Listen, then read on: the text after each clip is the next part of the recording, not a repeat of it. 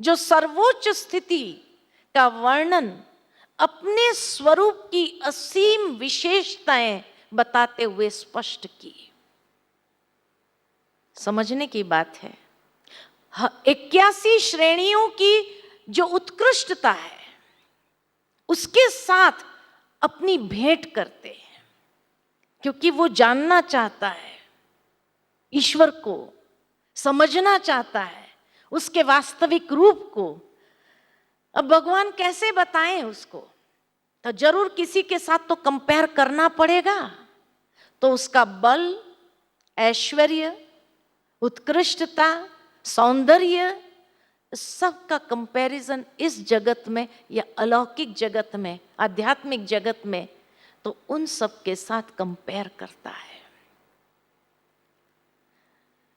और उसी के लिए भगवान आगे कहते हैं, कंपेयर करते हुए प्रकाशों में सबसे पहले अपने स्वरूप के बारे में कहते कि प्रकाशों में तेजस्वी सूर्य, सूर्य में हूं ये नहीं कहा।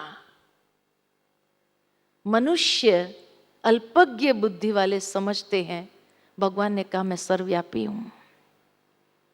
भगवान ने जब पहले ही कह दिया मैं परमधाम का वासी हूं, वहां विराजमान हूं, अब जब ये बातें बता रहे हैं तो मैं उसमें निवास करता हूं, वास करता हूं ये नहीं कहा, लेकिन अपनी असीम सौंदर्य, अपने विषय में वो कंपेयर करता है। क्योंकि अर्जुन को कैसे समझाए, वो इस दुनिया का व्यक्ति है, तो इस दुनिया की 81 श्रेणियों के साथ उसकी भेंट करके बताता है कि मेरा स्वरूप प्रकाशमान है। तो प्रकाशमान चीज इस संसार में कौन सी है? सूर्य है। इसीलिए कहा कि प्रकाशों में तेजस्वी सूर्य के समान हूं। समान शब्द निकल गया। और इसीलिए आज के मनुष्य क्या समझते, ईश्वर सब में है। भगवान ने खुद कहा, क्या दलील करते, भगवान खुद कहते हैं मैं सूर्य में हूं, मैं चंद्रमा में हूं, मैं इसमें हूं, मैं उसमें हूं। भगवान ने ये कहा ही नहीं। जब पहले ही अर्जुन प्रार्थना कर रहा है और वो कह रहा है कि मेरा सौंदर्य असीम है, तो वो असीम सौंदर्य का वर्णन कैसे करेंगे? तो किसी के साथ तो भेंट करेंगे, तभी तो बता सकेंगे। तो सूर्य के समान तेजस्वी हूं, तेज है मेरा उससे भी अधिक, लेकिन मैं कोई ऐसा दहकने वाला नहीं हूं। इसलिए तुरंत दूसरी लाइन में कहा नक्षत्रों में चंद्रमा के समान शीतल प्रकाश है मेरा। मेरा प्रकाश किसी को जलाने वाला नहीं है, लेकिन नक्षत्रों में चंद्रमा की तरह, यानी इतना शीतल भी हूं मैं, प्रकाशमान और शीतल। फिर तीसरा कहा समस्त पर्वतों में मेरु। नॉर्थ पोल को क्या कहा जाता है? मेरु कहा जाता है।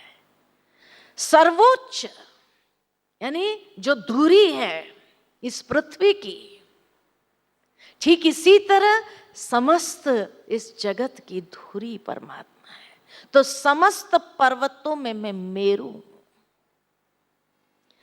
समस्त पुरोहितों में बृहस्पति हूं, अर्थात बृहस्पति के समान परम पवित्र, अपनी पवित्रता का ऐश्वर्य बताते हैं। शक्ति का ऐश्वर्य कैसे बताया? समस्त सेना नायकों में कार्तिकेय की तरह। समझ में आ रहा है? जो कंपैरिजन भगवान बता रहे हैं 81 श्रेणियों की, अपना बल, सौंदर्य, ऐश्वर्य और अपनी उत्कृष्टता, इनका कंपैरिजन किया है। तो शक्ति कैसी है? तो समस्त सेना नायकों में कार्तिकेय की तरह। समस्त जलाशयों में समुद्र अनंत, उसकी महिमा अनंत है, उसका ऐश्वर्य अनंत है। इसीलिए समुद्र के साथ भेंट की गई। महर्षियों में भृगु की तरह, वाणी में दिव्य ओमकार, इतना मधुर स्वर। तो परमात्मा की वाणी भी कैसी है? मधुर। समस्त अचलों में हिमालय की तरह अचल, अडोल, वो विचलित नहीं होता है, तटस्थ रहता है।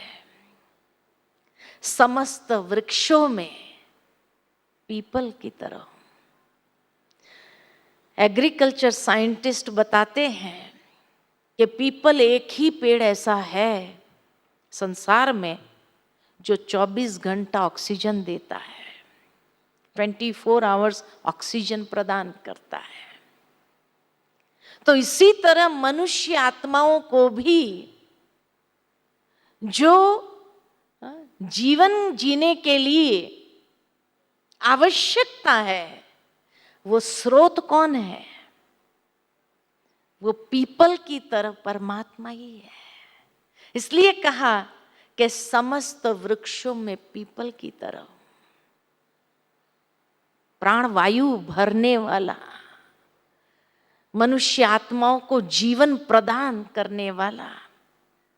फिर कहा सिद्ध पुरुषों में कपिल की तरह, सर्व सिद्धियां ईश्वर के पास है। इसलिए कहा कपिल की तरह हूं, क्योंकि एक साधारण लेमैन को समझा रहा है। अर्जुन कौन है? एक लेमैन है। और लेमैन होने के कारण ही उसको उसकी भाषा में ही समझाना पड़ता है कि मेरा ऐश्वर्य कैसा है। इसलिए इस जगत की सभी चीजों के साथ उसकी भेंट करता है, ताकि वो समझ सके कि ईश्वर का दिव्य स्वरूप, उसके अनंत महिमा किस तरह की है। फिर कहा गजराजों में ऐरावत की तरह। ऐरावत इस जगत का नहीं है, आध्यात्मिक जगत का दिखाया गया, अलौकिक जगत का दिखाया गया। इसलिए कहा गजराजों में ऐरावत की तरह, इतना शक्तिशाली, शुद्ध। मनुष्य में राजा की तरह, सर्वशक्तिमान हो। एक राजा के पास सारी अथॉरिटी होती है, तो परमात्मा के पास भी सारी अथॉरिटी है। हथियारों में व्रज की तरह, है ना? गायों में सुरभि की तरह।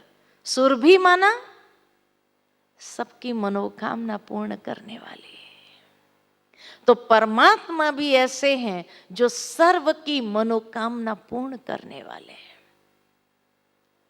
दैत्यों में भक्तराज प्रहलाद की तरह, क्योंकि भक्त भले असुर घराने में थे, लेकिन फिर भी इतना शुद्ध श्रेष्ठ माना गया। तो परमात्मा भी सर्वश्रेष्ठ है। पशुओं में सिंह की तरह राजा है, अथॉरिटी, सुप्रीम अथॉरिटी उसके पास है। पक्षियों में गरुड़ की तरह, सबसे ऊंचा उड़ने वाला, यानी इतनी ऊंची उड़ान है उस ईश्वर की भी। शस्त्रधारियों में राम की तरह। अगर कृष्ण बोलता था तो कहता था तुम मुझे देख रहे हो ना। राम की तरह क्यों कहा? मर्यादा पुरुषोत्तम। ईश्वर भी मर्यादा पुरुषोत्तम है। पुरुषोत्तम, उत्तम पुरुष, है ना? आत्मा है वो भी, लेकिन परमात्मा, लेकिन मर्यादाओं में उत्तम है। इसीलिए कहा शस्त्रधारियों में राम की तरह। अगर ये फिजिकल ग्रॉस लेवल पर अगर ये बात ली जाए तो इसका मतलब तो ये हुआ कि खाली राम में, बाकी किसी में नहीं है। तो बाकी सभी देवताओं की जो हम पूजा करते हैं तो व्यर्थ हो गई। इसीलिए भाव को समझना है। गीता के अंदर जब पहले ही 9वें अध्याय में कह दिया कि सीक्रेट ऑफ ऑल सीक्रेट्स,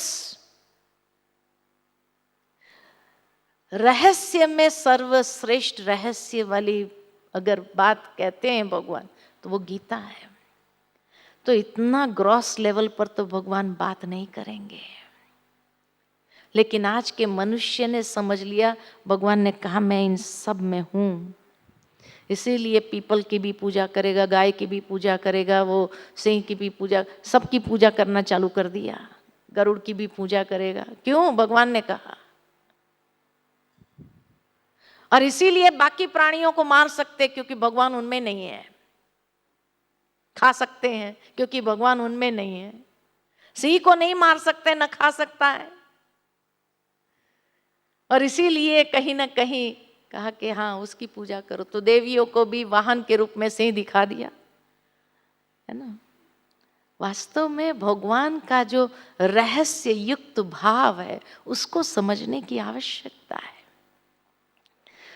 फिर कहा नदियों में गंगा की तरह, क्योंकि गंगा के अंदर जो जड़ी बूटियां हैं जो प्रवाहित होती है, जो गंधक है, वो हीलिंग करती है,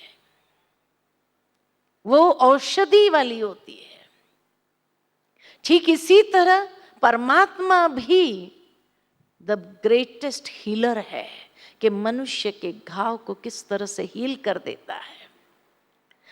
समस्त विद्याओं में आध्यात्म विद्या है, कोई शास्त्र नहीं कहा, न वेद कहा, न पुराण कहा, न उपनिषद कहा, न महाभारत कहा, न गीता कहा, न रामायण कहा, आध्यात्म विद्या। समस्त ऋतुओं में बसंत ऋतु यानी फॉरएवर ग्रीन। ये नहीं कि ऋतु बदल जाने से भगवान अपनी शक्तियों को भी बदल देगा, नहीं, ही इज एवर, शाश्वत है उन शक्ति। इसलिए बसंत ऋतु के साथ उसकी भेंट की। समस्त मुनियों में व्यास की तरह, क्योंकि व्यास के पास वो पात्रता थी जो गीता ज्ञान ग्रहण कर सके। तो इसी तरह वो पात्रता प्रदान करने वाला कौन है? फिर कहा समस्त सृष्टि का बीज हूं, आई एम द सीड। जिस तरह एक बीज के अंदर सारा वृक्ष समाया हुआ होता है, ठीक इसी तरह परमात्मा में भी संपूर्ण ज्ञान, सारी आदि मध्यांत का ज्ञान उस बीज में समाया हुआ है। मेरी दिव्य विभूति का अंत नहीं। इतना सुनाने के बाद भी हे अर्जुन, तुम अभी भी, मैं उसको और क्लैरिफाई नहीं कर पा रहा हूं कि मेरी विभूति क्या है। उसका अंत नहीं। सारा ऐश्वर्य, सौंदर्य तथा तेजस्वी सृष्टियां वह सिर्फ मेरी विभूति का वर्णन करने में कैसा है, मेरे स्वरूप का वर्णन करने में अंश मात्र मेरी विभूति का स्पष्टीकरण कर सकती है। यह फुल स्पष्टीकरण नहीं है। ये एडमिट कर लिया कि भाई तुम्हारी दुनिया के अंदर जो चीजें हैं जिसके साथ मैं अपना कंपैरिजन कर सकता हूं, ये 81 श्रेणियों के साथ तो कंपैरिजन किया, लेकिन सिर्फ अंश मात्र अभी भी मैं अपनी विभूति के बारे में तुझे बता पाया हूं। ये मेरा संपूर्ण स्वरूप नहीं है अभी भी। ये बात कितना सुंदर तरीके से भगवान कहते हैं। अब 11वें अध्याय में अर्जुन की प्रार्थना है कि अब मैं देखना चाहता हूं, अगर आप वर्णन नहीं कर पा रहे हैं, इतना असीम ऐश्वर्य और ये है, तो अब मैं आपको देखना चाहता हूं। क्या आप मुझे वो नेत्र दे सकते हैं जिससे मैं आपको देखूं?